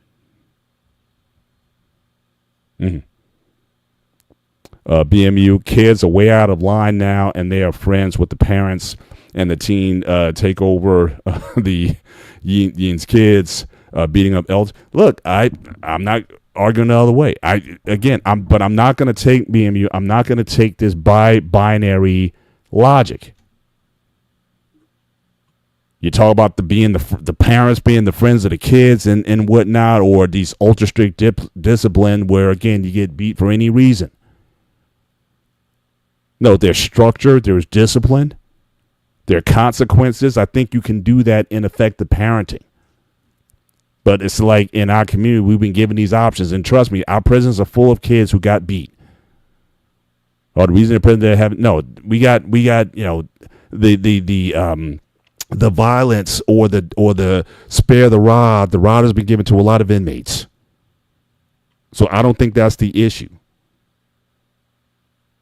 But when you start to break down the structure of the family, the father in the life of the children, seeing consistency, holding them to expectations. When those things are going on, then yeah, you're going to have this sort of chaos. And unfortunately, that's being replicated from generation to generation. When is it going to stop? Mm-hmm. So again, on this one, yeah, I mean, we can say kids are way out of line, but the alternative is not going back to what we were doing 100 years ago. I refuse to accept that. And I think we need to be, again, a bit more nuanced about how we go about these things. But kids need structure. Kids need order. But kids need to see it in you. And when they're not seeing it, or the community that you choose to be a part of, then yeah, I mean, you're going to have some of this disorder. Craig says, again, it goes both ways, Paul. Again, no one is safe. Corporal punishment is not exclusively about spanking. Physical labor is corporal punishment too. I mean, certainly you had I'm not sure what you mean. I mean, certainly you had child labor laws. Certainly back in the day. Well, you didn't have child labor laws back in the day, and women, certainly kids were working to the point of death. Or unless you're talking about, okay, if your discipline is okay, do 20. Okay, you spoke up, do 20 push-ups or something like that. I'm not sure what you necessarily mean by that one. If you want to, I think if they're mouthing off to you, you like, okay, now go wash my car, little shithead. Hey, nothing wrong with that. I would still have that over just hitting, or just getting the belt and just whipping and putting welts on people. I'm just not of that. I'm just not of that ilk. Again, we need justice now. This is a huge issue in minority families where the father's unknown, beating on the sons. That is a big thing going on lately too. I will admit that. Plenty of videos of women smacking men around. Yeah, I mean, because they seem like they've been given license to do so. And I think, again, men, need to be taught that they need to protect themselves. I think this came back years before. I think it was like before our grandparents was around. Because back in the day, if you remember, in the 30s, your woman talked back, you slapped her around. She stepped out of line, you slapped her around. Dinner was on the table, you slapped her. Simple. That's how it was back in then. Yeah. Divorce wasn't an option. If you got divorced in the 30s, you were like something mentally wrong with you. So that transformed into what came in the early 90s and in early 2000s, like men, hit it. But women were doing it too all the time. But nobody's talked about it. Mm-hmm. Slowly coming out. It took us 30, 40 years to do this. 80 years, 70 years, whatever. It's coming out slowly. Mm-hmm. Yeah, I mean, BME asked a question. I think I answered it. Now, again, the verbal part, again, that's dicier because, again, you don't have any sort of, a lot of times, legal recourse on that.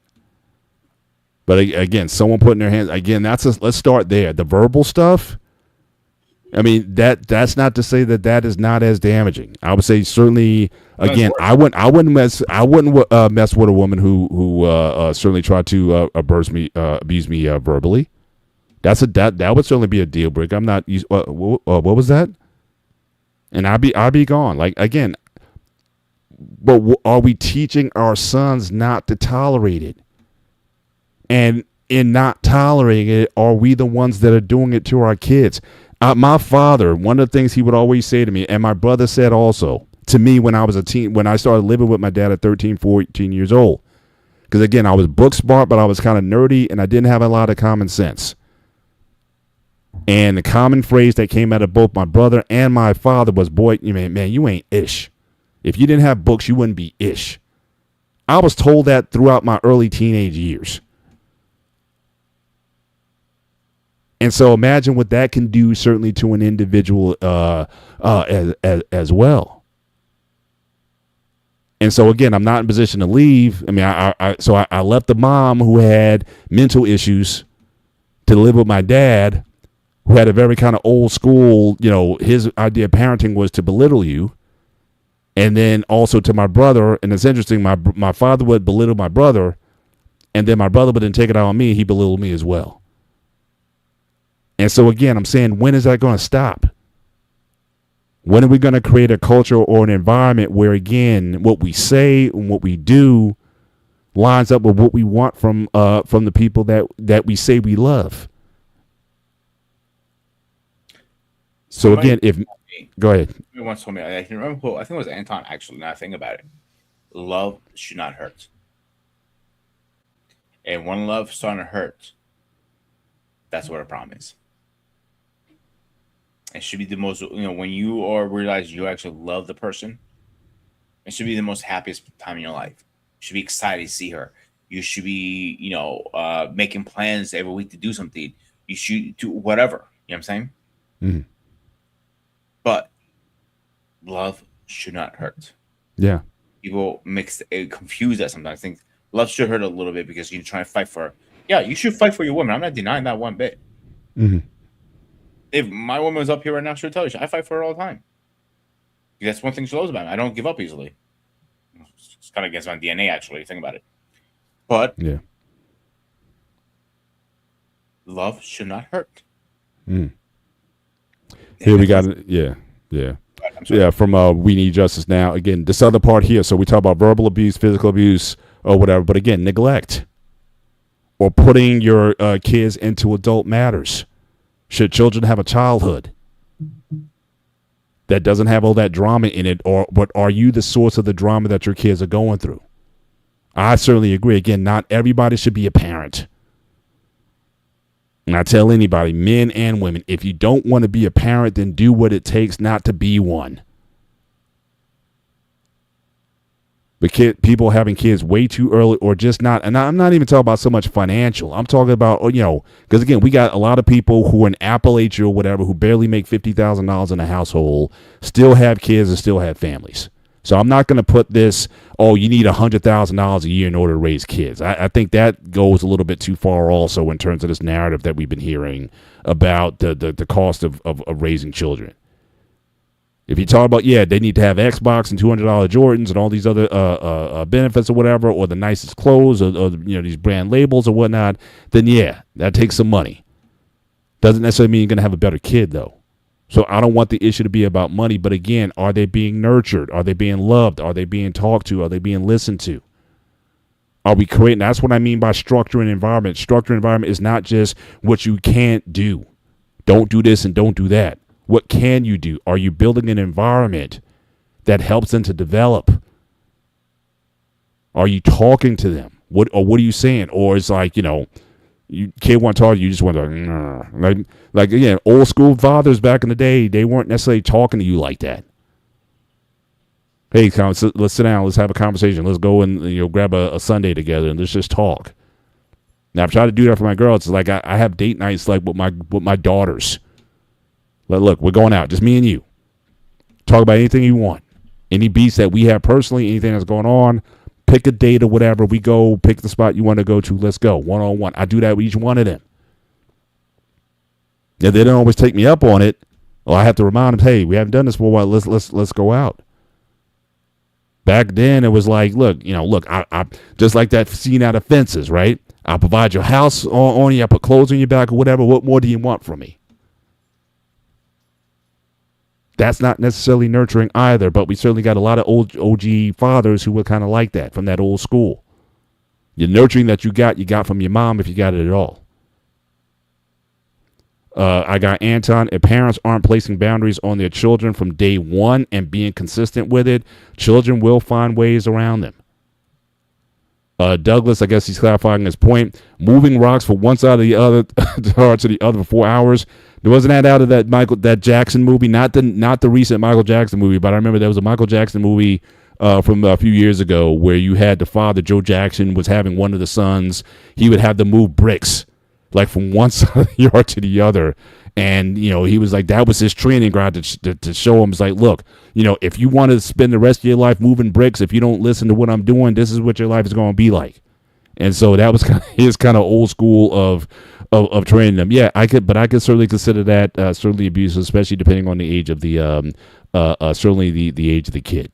Work certainly before the legal age. Okay, no, it wasn't nice. Absolutely. Being mute. I think verbal abuse is more is worse than the physical. I don't know, because oftentimes the physical abuse comes with verbal. You know what I'm saying? It's like, you're being told stuff verbally and getting the physical at the same time. So I don't, so again, it could be. I'm not denying that it isn't. Like I said, I took both. I took physical from my mom, and I took verbal from my dad. What was worse? I don't know. They were just both bad though. So again, I would say pick your poison with that one. Depends on the level. If the physical is worse than the verbal, if the verbal is like minor things, I always say the physical. If the physical is like a couple slaps here and there, and the verbal is like hours and hours on end, it really depends. You can't really pick one. It depends how the level is. Yeah, like I said, I got both, and I remember both. Like I said, I would get like welts. I'm like 5-6 years old, like welts, like black and blue marks on my arms, on my legs, or whatever from the switch of the belt that my mom used. Like I said, my dad never hit me, but again, especially when he got some spirits, he would say anything. You dumb, you this, that, or you just stupid, or you whatever the the verbal beat down of the day was. So the question for you, Paul, because you got both, how did you outcome that and become the man you are now? Time, opportunity, and stacking some wins. I mean, like I was the first one in my family to graduate from a 4-year school, 4-year college university. Mm-hmm. I also got with some brothers.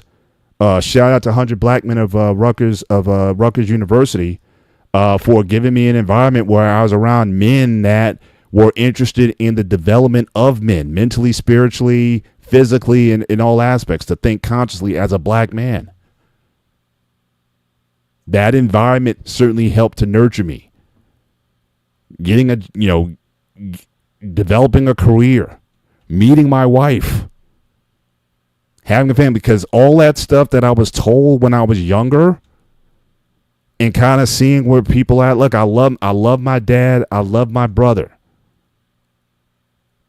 But I passed all of them. Or all those people who didn't think, the girls who thought I was too skinny back in high school. And if I look at these women now, it's like, well, what do you got now? Well, the guy you thought was so cool, the guy who you thought was so, was the man back then. What is he doing with his life at this point?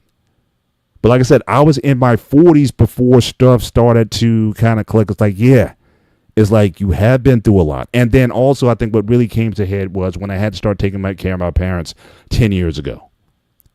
Mm. Because I'm the youngest of the 5 of us. 2 of them were out of the state. And the others just weren't in a position. The brother who said I wasn't, this or that, he was in no position to take care of my dad. Because he could barely take care of himself.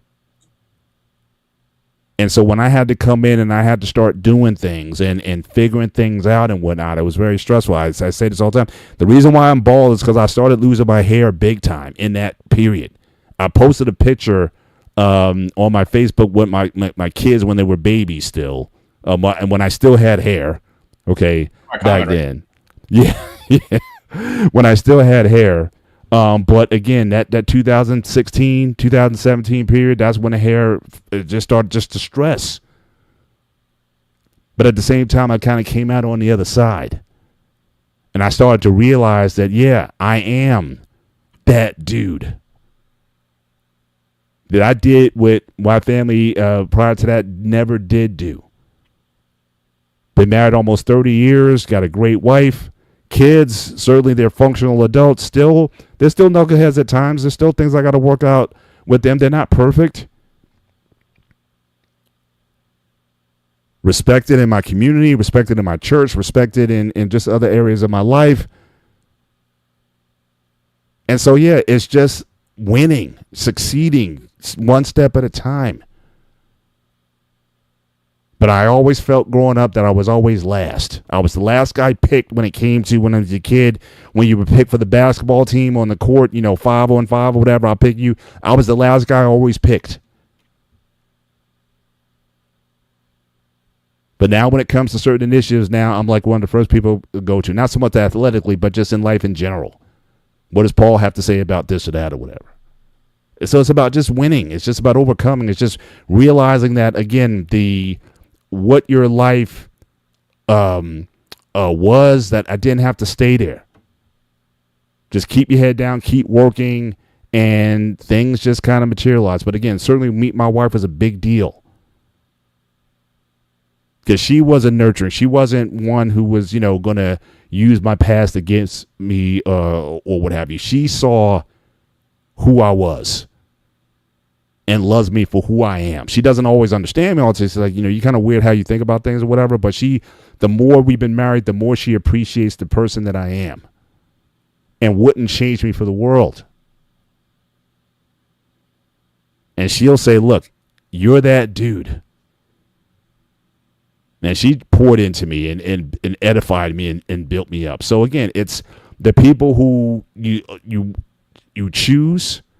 Like I said, the friends that I have from college, they're still great friends of mine now. And just changing your environment, changing your situation. So again, it's been a journey. It's been a journey for me, but it's one that I think I've come out pretty okay on the other side. Having taken the income from both of them in different ways. And it's interesting because one thing my mom always told me was that I wasn't supposed to be here. Like my older siblings, each one of them is about a couple years apart. They weren't trying to even have me. I guess they were kind of having problems, but they had to slip up or whatever and had me. You know how that is. It's just we ain't together, but we just had a whatever, but they weren't, I wasn't even supposed to be here. But again, I was the one at the end of the day that I took care of both of them. I was the dude. I was the chief. I was the power of attorney. I handled their affairs. When everybody else was living their life and doing whatever, I was the guy who stepped up. And so when you start looking and start tallying that up, you're like, yeah, you've been balling this whole time. And so that matters. But if you stay in your or you internalize a lot of that, what's been said, then yeah, you can kind of go off the rails. I could have been a statistic. I could have been in a lot of different things. But then also my faith, I got stronger in that, and I started understanding who I was and whose I was. I think that made a big difference. Understanding that I was ultimately his. I wasn't anybody. Yeah, how I came here, I can't control. But I can certainly control things going forward from there. So again, I think all those things are important. BMU, the entitlements, crazy parents' advice has been watered down because of social media and everything the kids have access to today. Very, no question. But again, what borders and parameters, and also the community that you are surrounded with. Because I tell you one thing because all my girls, in fact, they just had a birthday party a couple weeks ago with a friend of theirs. They all kind of grew up together. Like there was like a network of us. There was a group. There was a community. I think that's important. in spite of social media and everything else that kids are being told. But go ahead, Peter. So a little while back, this kid called the cops on his parent because they took his phone away. And he goes to the cops, I know my rights, and she can't take that away. Like, actually, she could. You don't pay for it. It's not your property. It's technically your mom's property. The cop looked around, turned around, like, you need to stop listening to your buddies to give you some bad advice, bud. So yeah. So sometimes I feel like kids are in more control than the parents sometimes. Yeah. Yeah, we need justice now. Again, loving the parents who abuse you is another level. I was relieved when they passed. Forgiving them was necessary, but grateful for the freedom from having them no longer in my life. Yeah, you may have to come to that. Now, even with my mom, with mom and dad, I kind of had to operate as like I was their advocate, but I wasn't their son, if that makes sense. Like basically, because we never dealt with the parent issues, I couldn't treat them as parents. I kind of treated them as clients. Like I said, I was power of attorney for both of them. I took care of the healthcare directives. I took care of the insurance and all that. Like that was something I could do from a business level. Like I said, you can't control who your parents are and all that kind of stuff. But and certainly with my faith and everything, I'm an honor your parents type of guy. I don't have to like them. I don't have to have these conversations. In fact, even during that time, like it wasn't like we were having these long conversations or trying to work on our relationship. It was all I knew was that they needed certain things to be done, and I was the only one that could do it. And I wasn't going to argue about, someone else should be doing it or another sibling should be doing it or whatever. It kind of fell on me, guess what, tag you it, you have to do it. But I definitely had to, as far as loving them, it wasn't like I had to take away some of the emotional attachment. And that allowed me to do the tasks that were required to take care of them. Despite what they said to me, despite what they did to me, when I put it in that space. And then at the same time realize that like my mom with the mental issues, you grow up and understand that, one, she's not responsible for that. I mean, you develop, just for my mom had paranoid schizophrenia. Mm-hmm. You can't, that's not something people desire. So she was in a state where I had to understand this wasn't even her fault. And then the more I looked at my dad, just understanding the life that he came from.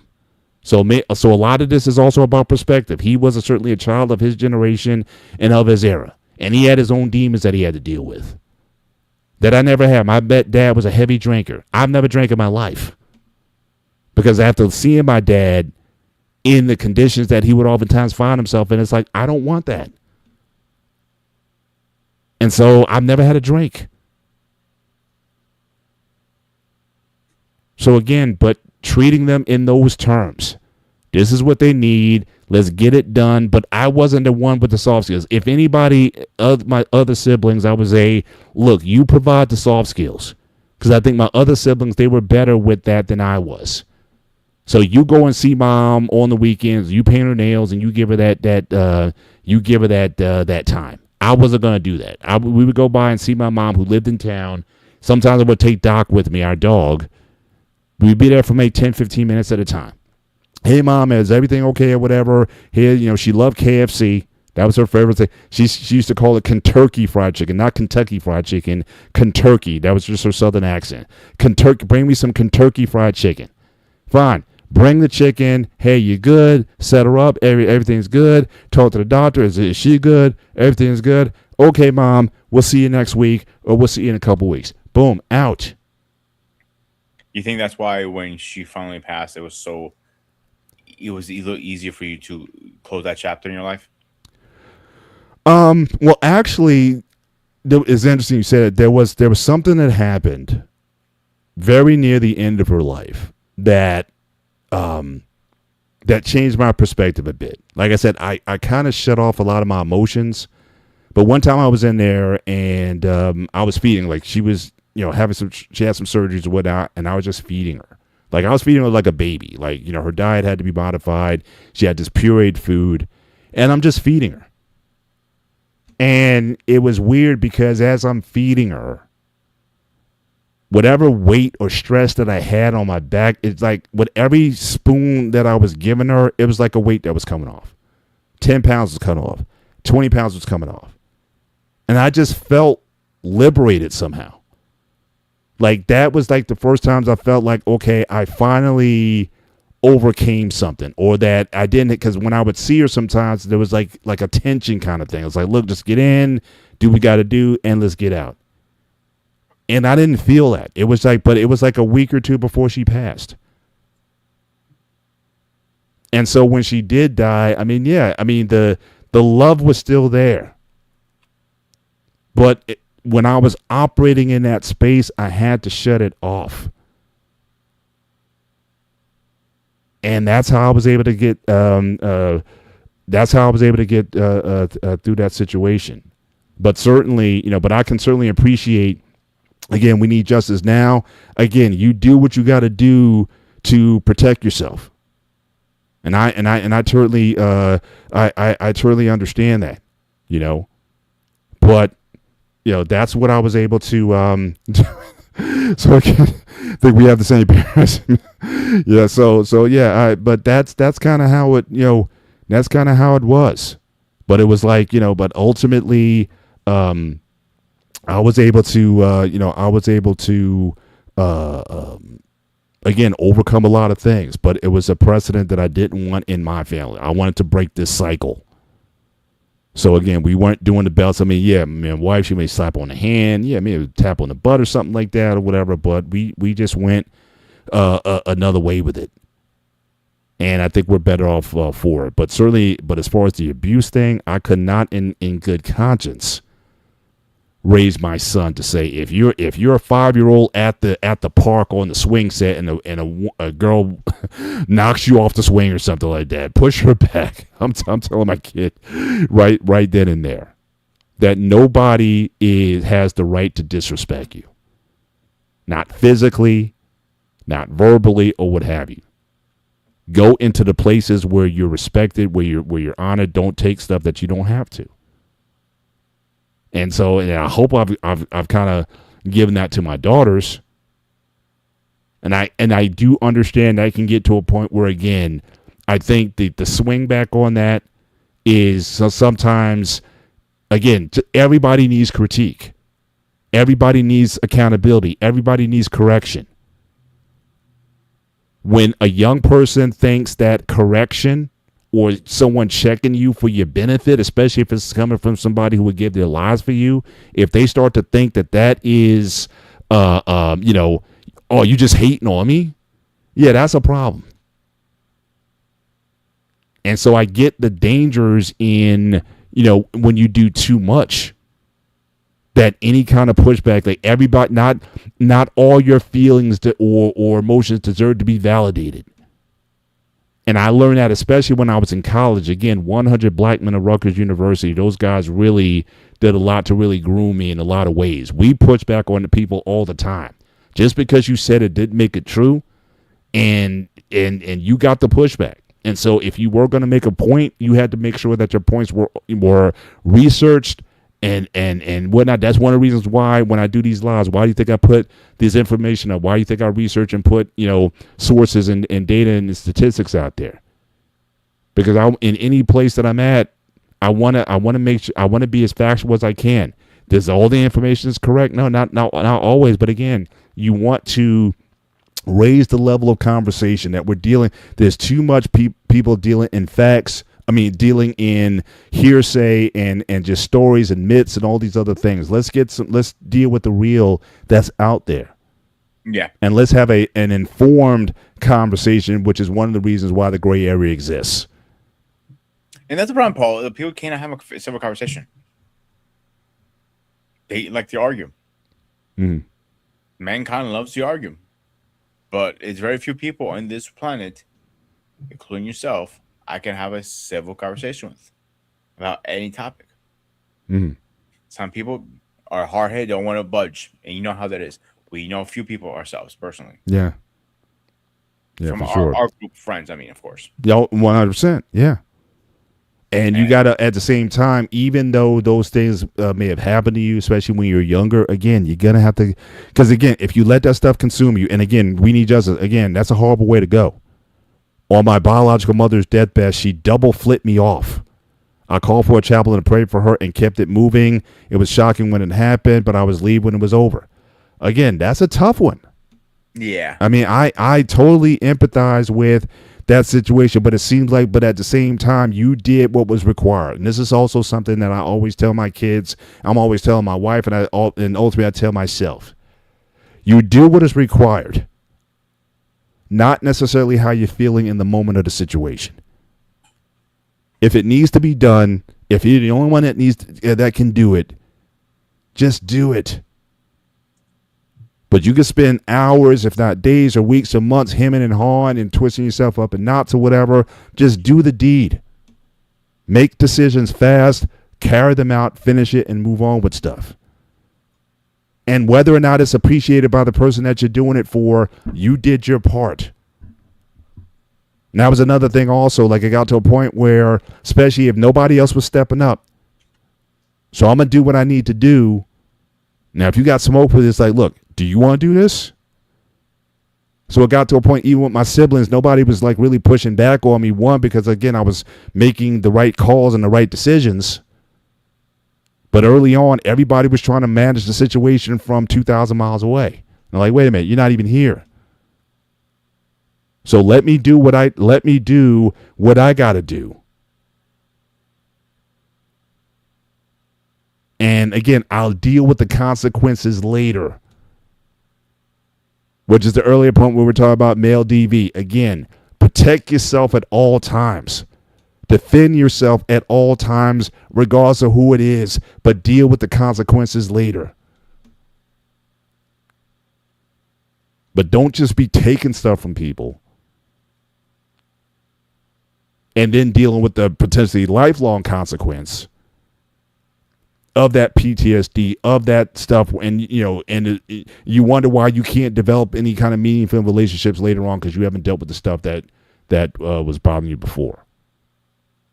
So I think that's, for me, I think that's really where it I think that's where it is for me. But we're definitely near the end of the show. I should have started the final thoughts a few minutes ago, but again, certainly we need justice. You guys' facial expressions, but appreciate you being here. Appreciate you being transparent. Again, sorry about certainly what you had to endure, but again, you're not the only one. A lot of us we didn't choose our parents and what they what they did to us, what other people in our lives what they did to us. But the only thing we can choose is what the actions we choose to do, in spite of what people do to us. I think that's what separates us from the animals. Just reacting to things, that you can take actual action and choose another path for yourself. I think that's ultimately, where true contentment comes from. And if you're in a domestic situation that is violent, you do not have to take that. Get away from that. Protect yourself from that. And if you want to go all the way back to the beginning, work on you a little bit and find out those things, those weaknesses. Why did you even choose that person when you knew that she had 3 kids from 3 different dudes or whatever the situation was? I mean, that's why a lot of times I don't have empathy for a lot of guys sometimes in these spaces. Because it's like, you're making these choices and then you're surprised when the choice doesn't necessarily go your way. Choose better, choose wiser. But ask yourself, why am I choosing? What am I choosing? And why am I still getting the same results? They say that's insanity, is doing the same thing over and over and expecting a different result. They say that's what insanity is. But I see a lot of brothers just making choices and it's like, I get to shake my head. It's like, nope, nope, nope. And again, I'll tell them. Now, again, will they listen to me or not? I don't know.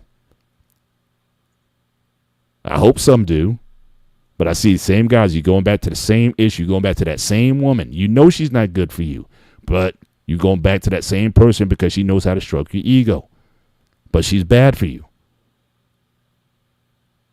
So I'll keep putting it out there and suggesting, and the guy says, yeah, you're right. I'm not going back to that woman. And then a few weeks later, you're back, you see the woman again. I'm like, what are we doing here? He's going back in circle, unfortunately. Yeah, BMU. So I think I'm so dumb. Don't think I would do as choir because they didn't. They didn't. Who says you have to do anything? I don't owe them anything, and that's again. That is certainly something you have to decide in your own mind. Like I say, I'm just giving what I did or what works for me.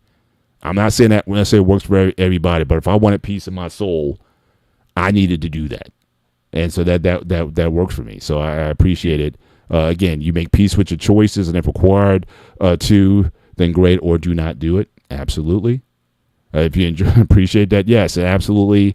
Certainly hit the subscribe. Also consider becoming a member, a subscriber to the Black Men Unfiltered Network and the Sparta HQ Network. Again, different platforms. The gray area is a common show we share on both platforms, but each channel has its own content. So definitely go through and consider becoming a subscriber. Certainly to both channels. Certainly, we appreciate the support, and more so, just looking at again the streamer traffic, the chat that was very lively tonight, and we figured it would be just given the topic that we were dealing with. Certainly, the people, certainly you're very welcome, and please come back and see us. Certainly appreciate that, and. Most men are not healed enough to marry their mothers. Absolutely, that might be another show and topic altogether. But again, I got a good one. Like I said, I was very fortunate, and again, I give credit to God to that for having the right woman. And it's weird because again, we had our rough patches early on, but it's interesting with her. What I thought a lot of her things that annoyed me about her actually were things I started to value as the longer we were married. Her stability, her kind of matter of factness and whatnot, not getting overly emotional over certain things. Those were things I appreciated, especially when things got stressful. Her kind of staying even keel. Although nowadays, certainly with our older daughters or whatnot, that's becoming an issue. So again, even she has limits, especially when you're dealing with these young girls. 100%. But again, we want to thank you guys for being with us tonight. Again, make sure you hit the like button as you leave the show. And I can't tell you enough how we appreciate, you guys could be spending your Sundays any other time, but you choose to spend your Sundays with us. We all know that people got work tomorrow and everything. And so, again, we just appreciate you hanging out with us. Stay tuned to us certainly next week for another show. And we'll certainly release out what that show is going to be shortly. And but Pete, anything you want to say before we get out of here? I think I said enough tonight. Absolutely. Well, again, thank you guys for being with us. Enjoy the rest of your week. Take care. God bless. And we will see you next time. Good night.